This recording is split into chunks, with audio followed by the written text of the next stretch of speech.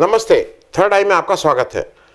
तो क्या हिंदुस्तान का सपना जो आरएसएस आज से 100 साल पहले से देख रही है, वो अभी खत्म होता हुआ नजर आ रहा है, या उसको ठंडे बस्ते में डाल दिया गया है, या बीजेपी एक प्रयास और करेगी कि कैसे इस एजेंडे को हिंदुस्तान को आगे करें?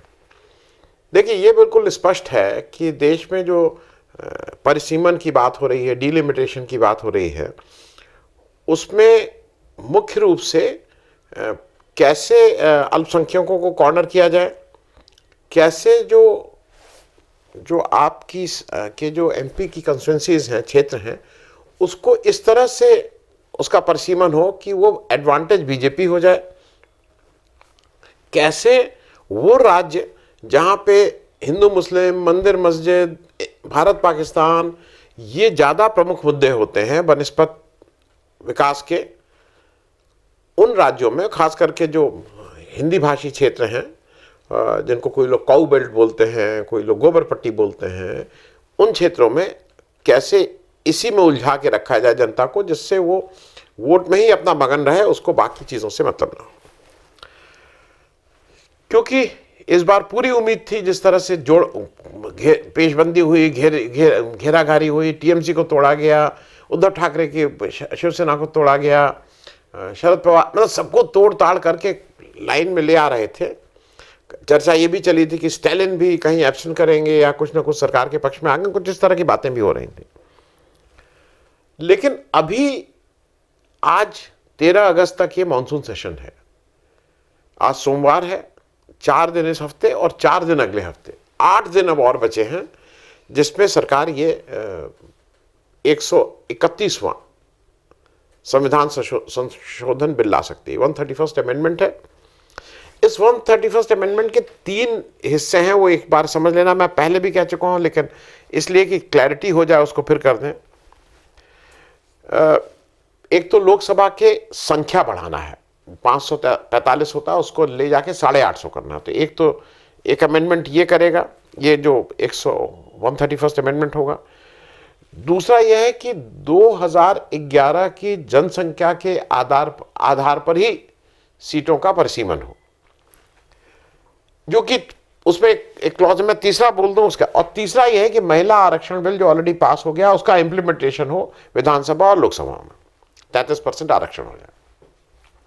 लेकिन थोड़ी देर बात कर लेते हैं 2011 जनसंख्या पे क्यों इंसिस्ट कर रहे हैं। आज अगर हम 2026 पे बैठे हैं, तो आप 2021 की जनगणना पे क्यों नहीं आधारित कर रहे हैं? भाई, आप ये रोज रोज तो होते ना नहीं है डिलिमिटेशन, तो आप वाई यू वांट 2011? चक्कर ये है, 2021 की जनगणना कराई नहीं सरकार ने, किसी ना किसी बहाने से टालती रही। अब उसको कराना पड़ रहा है। खुद ही इसको ले जाके कहा है कि 2027 में इसकी जनगणना पूरी होगी। तो जब जनगणना पूरी होगी, तो उसके बाद डिलिमिटेशन आयोग बने का गठन होगा और वो डिलिमिटेशन करेगी, जो संविधान सम्मत बात है कि लास्ट। क्योंकि 2026 में आप 2011 का क्यों कर रहे हैं? ये बेसिक फैलेसी है। चीजें चेंज हुई हैं। आपकी सरकार आई है, मालूम नहीं किसको कहाँ खदेड़ा है, किसको कहाँ वो क्या है, किसको कहा है कागज दिखाओ, किसको कहा है तुम भारतीय, किसको कहा है तुम भारतीय नहीं। आप तो ये सब कर रहे हैं, वोटर लिस्ट से नाम काटे जा रहे हैं, ये बड़े स्केल पे हो रहा है। तो वाई 2011? तो आप 2011 पे इंसिस्ट कर रहे हैं। इन सबके बीच ये चीज बिल्कुल क्लियर है कि आप किसी भी तरह से ये इनके प्रकरण, इसको डिलिमिटेशन को 2029 से पहले करके 2029 के चुनाव में इसका लाभ लेना चाह रहे थे। क्योंकि दक्षिण में आपकी दाल गल नहीं रही है। आप 240 अगर आप कर रहे हैं, तो रिप्रेजेंटेशन के हिसाब से आपको लगता है कि आपका ठीक मामला हो जाएगा, तो आप इसलिए नॉर्थ इंडिया में इसको इंप्लीमेंट करने के, मतलब पूरे देश में होगा, लेकिन नॉर्थ इंडिया ज़्यादा प्रभावित हो जाएगा इससे। अच्छा, अब ग्राउंड रियलिटी क्या है? एक छोटा चार्ट लगा दे रहा हूँ, उसको देखते रहिएगा। लेकिन मुख्य रूप से ये है, लोकसभा के कुल सदस्य 543, आज की तारीख में 3 सदस्य नहीं, तो 540। 540 में आपको 2/3 बहुमत चाहिए इसको पास कराने के लिए, 360। आपके पास आज की तारीख में आपका जो संख्या बल है वो 318। आप कितने कम हैं? 42 कम हैं। अब एक चीज और आप कर सकते हैं, 318 आपके पास है। अब 318 477 का 2/3 होते हैं, तो या तो संसद में 477 ही लोग हों, तब आपके 318 वोट कर देंगे और ये बिल पास हो जाएगा। तो जब 477 अगर आपको कराना है संसद को, तो आपको क्या करना है? आप इस पैतरेबाजी में है कि 63 सांसद लोकसभा में एब्स्टेन हो जाएं, तो वो आपके साथ भी नहीं है। वो कहने को ये हो जाएगा कि हम साथ भी नहीं है, किसी बहाने से कि राहुल गांधी ने देख के उनको नमस्ते नहीं किया या कांग्रेस ने वो नहीं किया, कोई एक बहाना ढूंढेंगे कि साहब इस वाले बहाने में हम तो इनके साथ नहीं है, हम एब्स्टेन कर रहे हैं। तो 63 को किसी तरह से बाहर कर दीजिए, 477 पे ले आइए टोटल सांसद, 318 आपके हो जाएंगे। एक ये भी है। तो 63 लोगों को एब्स्टेन कराना है। लेकिन यहां ग्राउंड रियलिटी क्या हो गई? ग्राउंड पे चीजें बहुत बदल गई हैं। जब आप ये सपना देख रहे थे आज से 1-1.5 महीना पहले और मार तोड़ फोड़ कर रहे थे, टीएमसी को तोड़ो, इसको तोड़ो, उसको दबाओ, इसको भागो, उसके पीछे, इसके पीछे, उसके बीच में आ गया एक छात्रों का आंदोलन, जिसको जेनजी के आंदोलन से देखा जा रहा है। उस जेनजी के आंदोलन ने आपके सारे कैलकुलेशन को बिगाड़ दिया है। एक तो वो आपसे डरता नहीं है, आप उसको लाख डराते हो कि तुम्हें जेल में चक्की पीसेंगे, छोड़ेंगे, ये सब आप करते रहते हो, लेकिन वो डर नहीं रहा है। वो आपकी असलियत जान गया है कि आप क्या हैं, इसलिए वो डर नहीं रहा है। तो जेनजी आंदोलन से दो चीजें बिल्कुल ठीक हो गई हैं कि अब देश में, जिसको कहते हैं ना ग्रे एरिया बोलते हैं, ये काला, ये सफेद और ये ग्रे एरिया, जैसे ये सही, ये गलत, ये मध्यम मार्गी। तो जो मध्यम मार्गी वाले दल हैं, जो इधर भी हैं उधर भी हैं, भाई ये ठीक है, वो अब नहीं रह गया है। या तो आप बीजेपी के साथ हो, जो बीजेपी कहता है कि जेनजी बहुत ही दुष्ट हैं, जिन्होंने हमें गाली दी, भद्दी भद्दी गाली दी, लड़कियों ने गाली दी, ये सब किया, मेरी माँ को गाली दी, या तो आप इसके साथ हैं।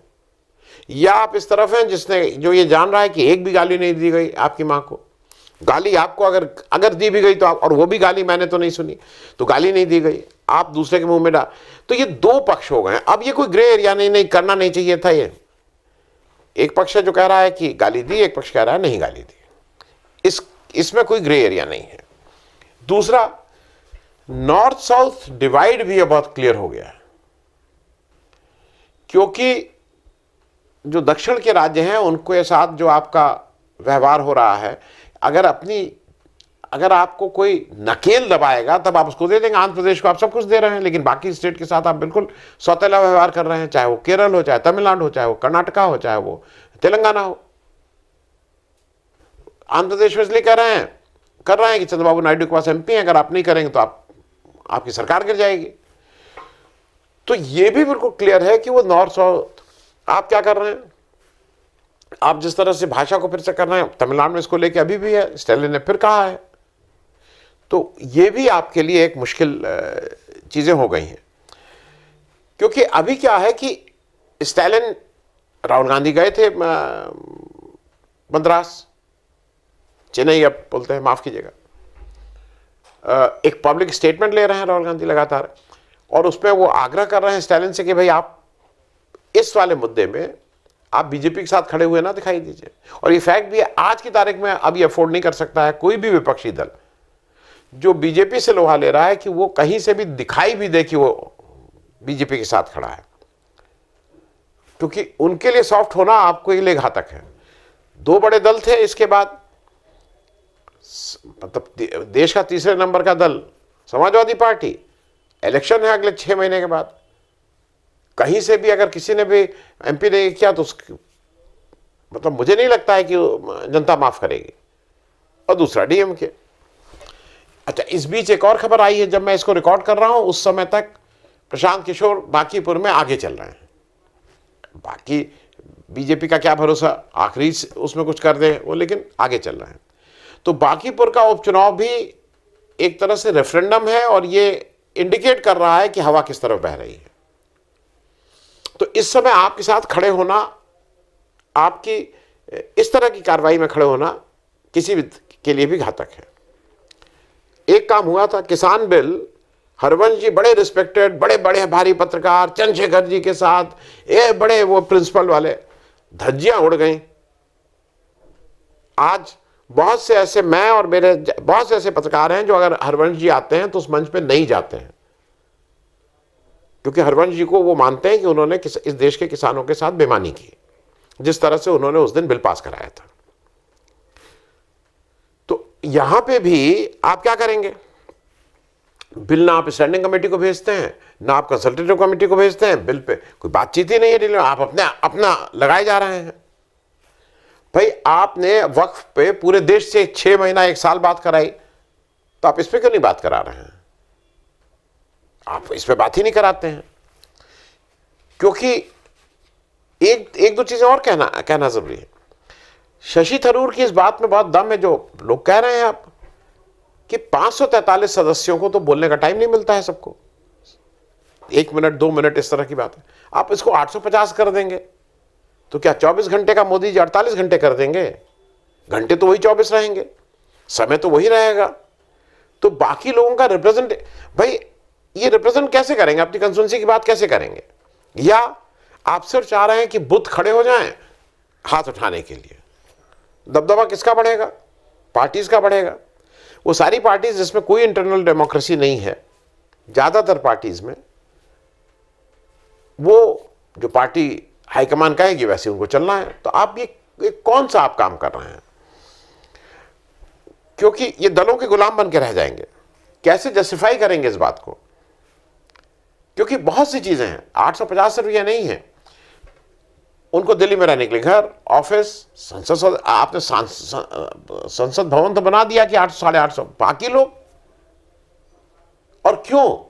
मतलब उससे कौन सा भी आप देखिए, कुछ चीजें ये हैं जो बहुत से लोग ये पूछ रहे हैं कि अगर जनसंख्या के अनुपात में आप कहते हैं ये बढ़ना चाहिए, दुनिया के बहुत से देशों में नहीं बढ़ता है। अमेरिका में जो रिप्रेजेंटेशन सालों पहले था वो आज भी है। नंबर ऑफ सीट्स की मैं बात कर रहा हूं, वो घुमाते रहिए कि यहां का वहां, जनसंख्या के हिसाब से नंबर ऑफ सीट्स, जनसंख्या के हिसाब से क्या आपने स्कूल बढ़ाए? जनसंख्या के हिसाब से क्या आपने अस्पताल बढ़ाए? जवाब तो इसका भी दीजिए ना। ऐसे थोड़ी है कि आप कुछ भी कर दीजिएगा, वो नहीं। बुनियादी चीजों पे आपने कोई ध्यान नहीं दिया, वो जनसंख्या के हिसाब से नहीं है। हां, नेशनल हाईवे बना रहे हैं क्योंकि उसमें माल ज्यादा मिल रहा है, लेकिन स्कूल कॉलेज से कोई मतलब नहीं है।